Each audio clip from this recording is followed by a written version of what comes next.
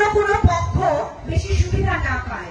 দীর্ঘ 17 বছর আপনারা ব্যাপক কষ্ট করেছেন, জেল জুলুম খেটেছেন, মামলা হামলা শিকার হয়েছেন। কাজেই এখন নিজেরা ঐক্যবদ্ধ না থাকলে সমস্যা সবচেয়ে বেশি আপনাদেরই হবে।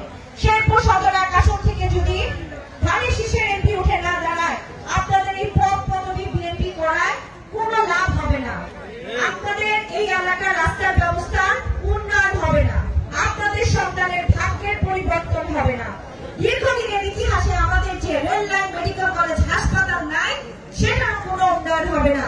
কাজেই এখন সময় সুযোগ এসেছে ঐক্যবদ্ধ। শেরপুর ইউনিয়নের বাকি 9টা ওয়ার্ডে আপনারা এই তথ্য ছড়াই দিবেন যে আপনাদের সন্তান বলে গেছে এই ইউনিয়নে কোনো বুকিং চলবে না, সবাই তারেক রহমানের দল করবে। ঠিক আছে তো? কথার ব্যতিক্রম হবে না তো? সামনে ইনশাআল্লাহ আমি শেরপুর ইউনিয়নের প্রত্যেকটা ওয়ার্ডে যাব, যে জানো আমি আমার তারেক রহমান সাহেবের কর্মীদের নাম যে দেশনেত্রী বেগম খালেদা জিয়া আপোষহীনভাবে চলেছে এবং দেশ নায়ক জনাব তারেক রহমান সাহেব যে কোনো মূল্যেই হোক বাংলাদেশের প্রত্যেকটা জেলার প্রত্যেকটা নেতা কর্মীর খোঁজ রেখে এই দেশের মানুষের জন্য কাজ করেছেন। তাদেরকে রেখে আমরা কি নতুন নতুন দলের উপর ভরসা করতে পারি?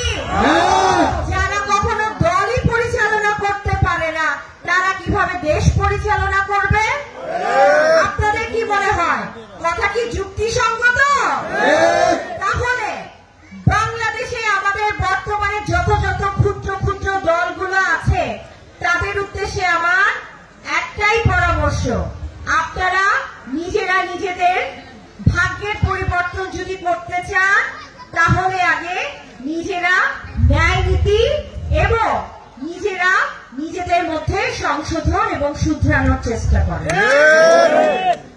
আমি যদি জামাত ইসলামীকে নিয়ে বলি, বাংলাদেশের প্রত্যেকটা জেলায় তাদের প্রার্থী ঘোষণা হয়েছে, কিন্তু তারপরেও তাদের উপরে লেভেলের নেতারা অন্য রকমের পায়তারা করে, যেটাকে পিআর বলে কি করে অযথাই সময় ক্ষেপণ করার চেষ্টা করে।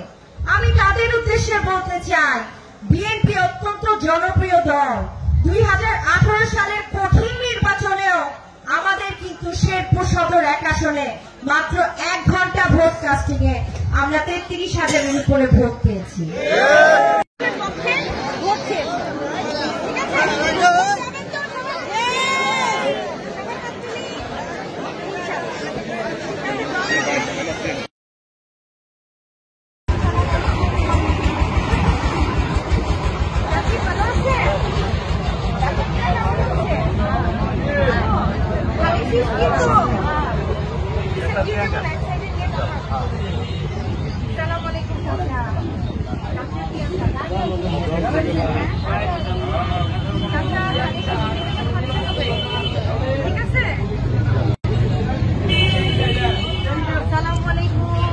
ধানের শীষ ট্যাঙ্ক আনছি।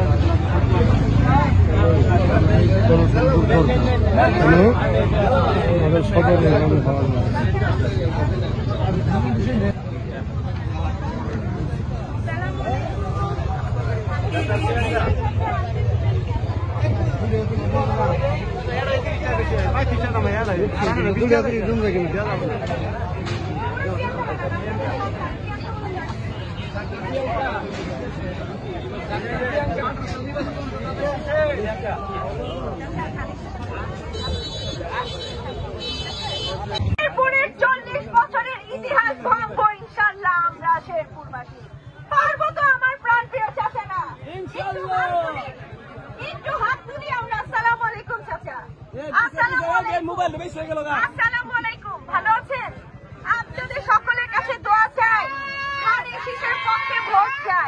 তারেক রহমান সাহেব